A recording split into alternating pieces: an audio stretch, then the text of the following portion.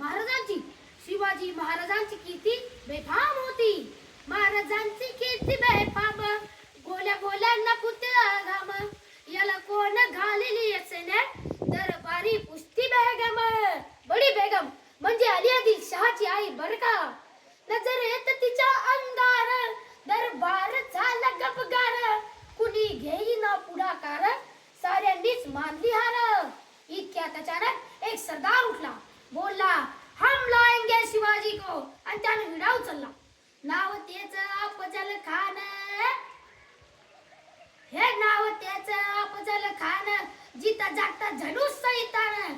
खान बोलला छाती ठोकून, शिवबाला टाकतो चिरण, हे हर हब्बा सुभान अल्लाह. कौतिक झाले दरबाराचे. खान निघाला मोठ्या दुर्मिद, त्याच गोड दड पैदड, फजफाटलई बक्या, अंगी हातीचा बळ, पाहणार खाप चळचळ. वाटेत भेटेल त्याला चिरडी, त्याची खानाची सेना निघाली. गाव लुटली, देवळ उद्ध्वस्त केली, आया बहिणीची आबरू लुटली. कोण कोण रोखणार हे वादळ.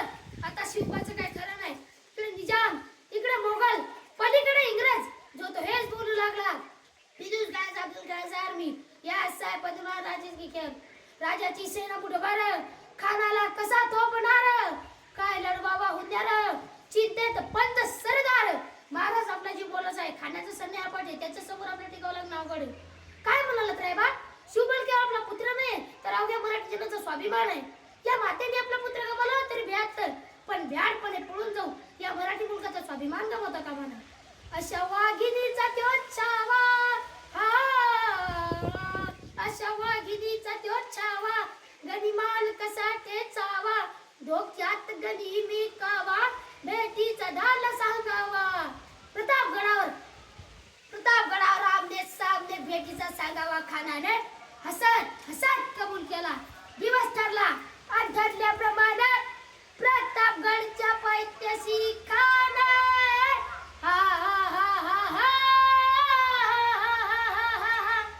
हे